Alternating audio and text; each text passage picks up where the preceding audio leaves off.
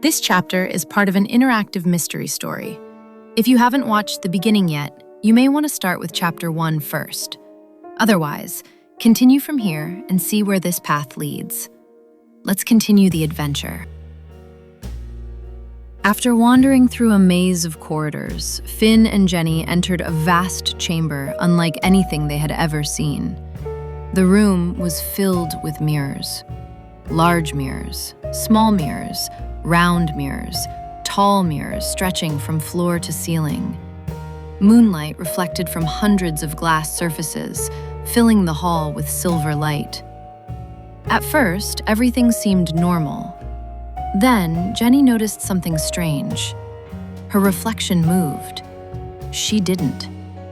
For a brief moment, the image in the mirror turned its head before she did. The children stepped back in shock. As they explored the hall, more strange things happened. Some reflections smiled when they weren't smiling. Others seemed to move slightly out of sync. The room felt alive.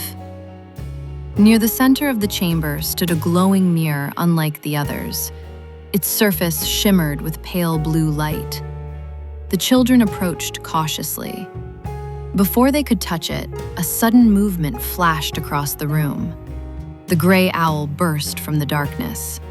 Its wings swept through the air as it flew directly toward them. The children ducked. The owl crossed the hall and vanished into one of the mirrors. Not behind it, into it, as if the glass were water. Moments later, the mirror became still again.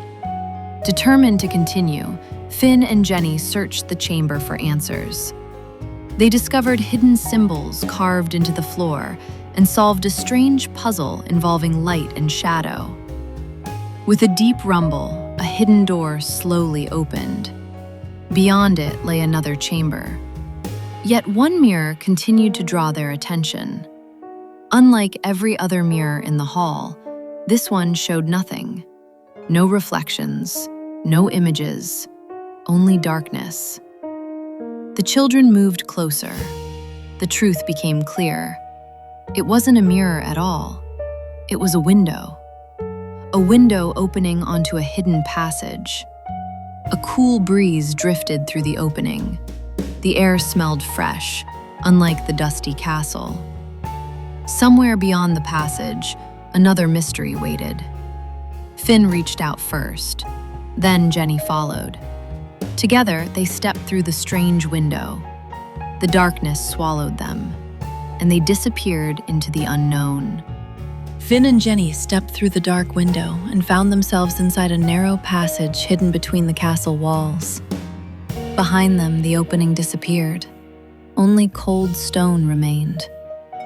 The passage led downward until it reached a small chamber filled with broken pieces of glass. At its center stood a single mirror, untouched by dust or age. The gray owl waited beside it. As the children approached, the mirror began to glow. Scenes appeared across its surface. They saw the castle long ago, filled with music and crowded halls. They saw masked guests moving through rooms that no longer existed.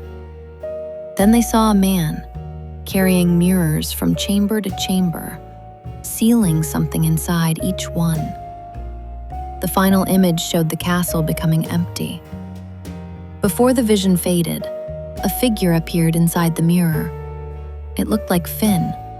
Then it looked like Jenny. Then it became someone neither of them recognized. The children understood that the mirrors did not simply reflect faces. They stored moments, memories, and perhaps even people. The gray owl struck the frame with its beak. A hidden passage opened behind the mirror, leading outside the castle. Finn and Jenny hurried through it and emerged beneath the trees before sunrise. When they looked back, every window in the Hall of Mirrors shone with pale blue light. Inside one of them, two reflections remained. The reflections watched the children leave. But Finn and Jenny were no longer standing in front of the glass.